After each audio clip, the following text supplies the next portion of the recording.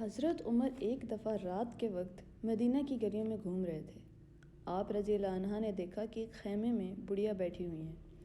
آپ رضی اللہ عنہ اس کے پاس گئے اور پوچھا، بڑی بی، عمر رضی اللہ عنہ کے بارے میں تمہارا کیا خیال ہے؟ اس نے جواب دیا، خدا عمر کا بھلا نہ کرے۔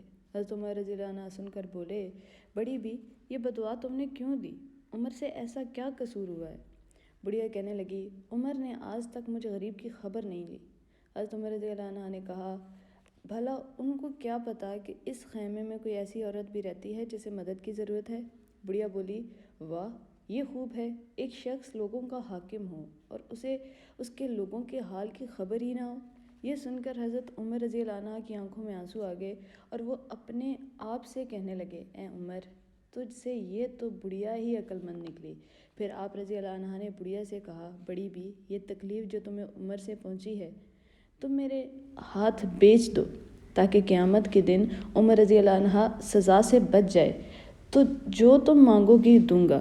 بڑھیا نے کہا، اچھا تو 25 دینار دے دو۔ یہ باتیں ہو رہی تھی کہ حضرت علی رضی اللہ عنہ اور حضرت عبداللہ بن مسعود بھی وہاں پہنچے۔ انہوں نے حضرت عمر رضی اللہ عنہ کو یا امیر المومنین کہہ کر سلام کیا تو بڑھیا کو پتہ چلا یہ تو خود عمر رضی اللہ عنہ ہیں۔ وہ بڑی پریشان ہوئی۔ یہ دیکھ کر حضرت عمر رضی اللہ عنہ کہنے لگے، بڑی بی، گھبراؤ مت، خدا مجھ پر رحم کرے کہ تم بالکل سچی ہو۔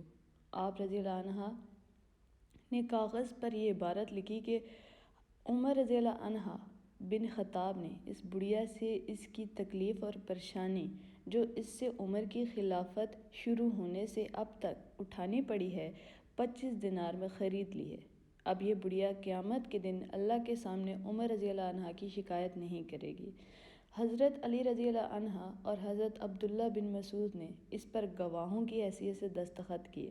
حضرت عمر رضی اللہ عنہ نے بڑھیا کو 25 دینار دیے اور پھر وہ کاغذ اپنے بیٹے کو دے دیا اور کہا، اسے حفاظت سے رکھنا، جب میں مر جاؤں تو اسے میرے کفن میں رکھ دینا۔